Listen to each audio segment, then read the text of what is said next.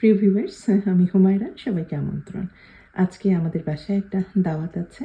সেই দাওয়াতে যে কীভাবে আমি প্রিপারেশনগুলি করি, সেটাই আমি আপনাদের সাথে শেয়ার করব। আমার দাওয়াতটা দুপুরবেলায়, তার আগেই সকাল সকাল উঠেই একটু মোছামুছি, বিশেষ করে ডেকোরেশন পিসগুলি আর আসবাবপত্রগুলি। আসলে না, যারা বাইরে থাকি আমরা যখন এই ধরনের আয়োজনগুলি করি, কাজ কিন্তু প্রচুর থাকে। এই কারণে এই কাজকে আরেকটু সহজ করার জন্য আমি যেভাবে করি সেই আইডিয়াগুলি আপনাদের সাথে শেয়ার করব। যেমন ধরেন, আমি শসার সালাদ করব। এই শসাটা আমি আগের দিনই কিন্তু কেটে এয়ারটাইট কন্টেনারের মধ্যে রেখে আমি নর্মাল ফ্রিজে রেখে দিচ্ছি। আর কিছু ধনেপাতাও কেটে রাখলাম অন্য একটা কন্টেনারের মধ্যে। শসার সালাদের উপরেও দিতে পারি, অন্যান্য যে খাবারগুলি দেবো তার উপর ডেকোরেশনের জন্যও দিতে পারি। এগুলি কিন্তু আমি আগের দিন কেটে সব নর্মাল ফ্রিজে রেখে দিচ্ছি।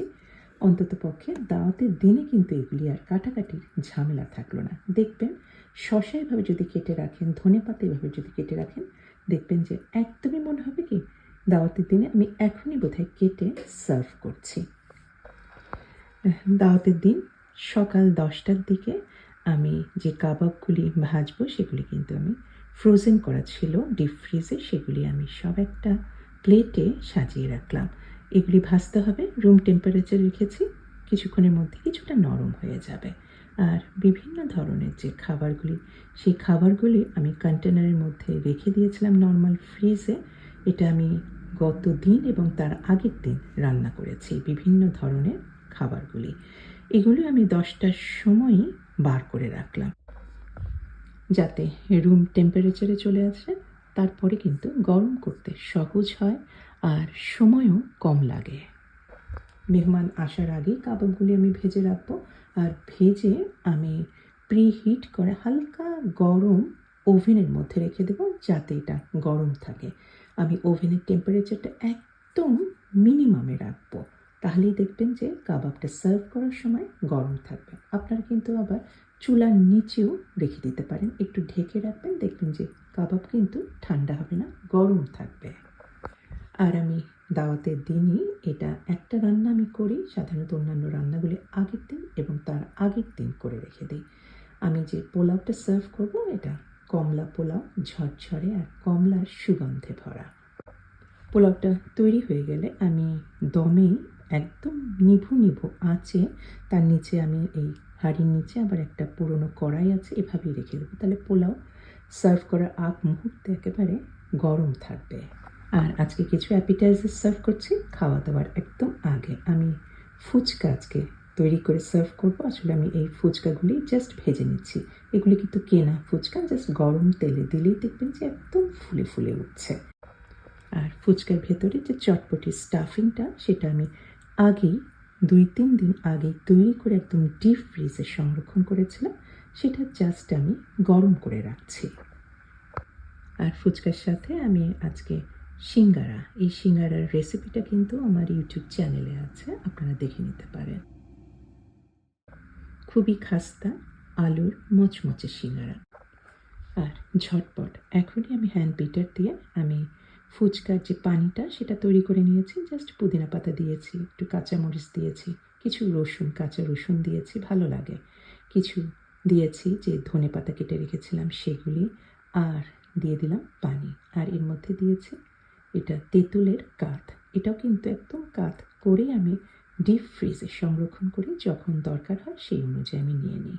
আর হ্যান্ড বিটার দিয়ে খুব ভালোভাবে একেবারে আমি বিট করে নিলাম। একেবারে এই তেঁতুলের পানিটা কিন্তু তৈরি হয়ে গেল। তবে স্বাদ অনুযায়ী একটু লবণ, চিনি, আবার যে আছে জিরার গুঁড়া, এগুলো একটু দিয়ে দিবে। সাধারণত দাওয়াতে আমি কোল্ড ড্রিঙ্কস সার্ভ করি না, তার বদলে আমি নিজেই তৈরি করি বোরহানি। জাস্ট ব্লেন্ডারের মধ্যে দিয়ে সমস্ত ইনগ্রেডিয়েন্ট, দই, যদি একটু হালকা পানি দিতে চান সেটা, বিভিন্ন ধরনের মশলা, জিরা, ধনে, এই সমস্ত গুঁড়াগুলি আর ধনে পাতা, পুদিনা পাতা, সেটা সব কিছু দিয়ে জাস্ট আমি ব্লেন্ডারের ভেতরেই ব্লেন্ড করে নিই। আমার তৈরি হয়ে যায় খুব তাড়াতাড়ি, ঝটপট একদম বোরহানি। তবে অবশ্যই একটু ছেঁকে নেবেন, তা না হলে কিন্তু একটু ভেতরে ধনে পাতা এগুলো একটু ছাপড়া ছাপড়া থাকতে পারে। আমি এইটাই সার্ভ করব। বোরহানি তৈরি করে আমি নর্মাল ফ্রিজে রেখে দিচ্ছি। 2 রকমের আচার রেখেছি। আগে থেকে ছোট বাটিতে নিয়ে আমি টেবিলে কিন্তু দিয়ে দিয়েছি, যাতে দাওয়াতের সময় তাড়াহুড়া না লাগে। অনেক সময় কিন্তু দেখবেন যে এরকমভাবে না করলে কিন্তু আপনি ভুলেও যাবেন দাওয়াত শেষ হয়ে গেছে, কোনো একটা হয়তো কোনো রেসিপি আপনি সার্ভই করেননি, হয়তো ফ্রিজের মধ্যেই পড়ে আছে, বা এই আচার ধরেন বয়ামের মধ্যেই আছে, বয়াম থেকে আর বার করা হয়নি। কিছু ফ্রেশ পাতা দিয়ে তৈরি করেছি, একদম ভাইব্রেন্ট দেখছেন যে সালাডটা। এর মধ্যে কিছু বাদামও দিয়েছি, কিছু টমেটো দিয়েছি। এভাবে আগে থেকেই আমি যে ডিশে সার্ভ করবো সেই ডিশে রেখে দিয়ে, আর এই যে এটা হচ্ছে সালাদের সস, এটার মধ্যে জাস্ট অলিভ অয়েল আছে, সিরকা আছে, লবণ আছে আর চিনি আছে। এই এখন এই দুটোই পাশাপাশি আমি একেবারে রেখে দেব ফ্রিজে, যাতে সালাদ যখন বার করবো খেয়াল থাকে এই ড্রেসিংটা যেন তার সাথেই বার হয়। অ্যাপিটাইজারগুলি খাবার পরে আমি এখন জাস্ট আগে থেকে গরম করে নিয়েছি আমার যে খাবারগুলি, সেই খাবারগুলি এখন এক একটা ডিশের মধ্যে ঢেলে দিচ্ছি ঝটপট করে। আর সমস্ত গরম করে আমি কিন্তু চুলার উপরেই রেখেছি, ধরেন তাওয়ার উপরে, অথবা একটার হাঁড়ির উপর আর একটা, ধরেন গোস্তের হাঁড়ির উপরে, ধরেন রোস্টের হাঁড়ি। এভাবে হয় কি সব কিছুই আর কি গরম থাকে। আর আমি এই ডিশগুলি কোনটাতে কী সার্ভ করবো সেটা আগে থেকেই আমি সিলেক্ট করে রেখে দিই, আগের রাতে বিশেষ করে। আর সবচেয়ে বড় চ্যালেঞ্জ কি জানেন? এই যে সমস্ত খাবার টেবিলে সার্ভ করা, বিশেষ করে আমরা যারা বাইরে থাকি, কোনো হেল্পিং হ্যান্ড থাকে না, আবার ভিডিও করা। যতটুকু পারলাম সেটুকু করেছি, আপনাদের সাথে শেয়ার করলাম আমার অভিজ্ঞতা। ইচ্ছা আছে ভবিষ্যতে যখন এই ধরনের আয়োজনগুলি করব, অবশ্যই এই ধরনের যতটুকু পারি ভিডিও করে আপনাদের সাথে শেয়ার করব, হয়তো ভালো লাগবে। আর ডেজার্টের কথা বলা হয়নি, চিজ কেক তৈরি করেছি, আমি করিনি, আমার মেয়ে তৈরি করেছে। খেতে কিন্তু দারুণ হয়েছিল, কেটে আর দেখানো হয়নি। ওই যে দাওয়াতের মধ্যে তাড়াহুড়া হুলস্থুল হয়ে যায়। সবাই ভালো থাকবেন। আল্লাহ হাফেজ।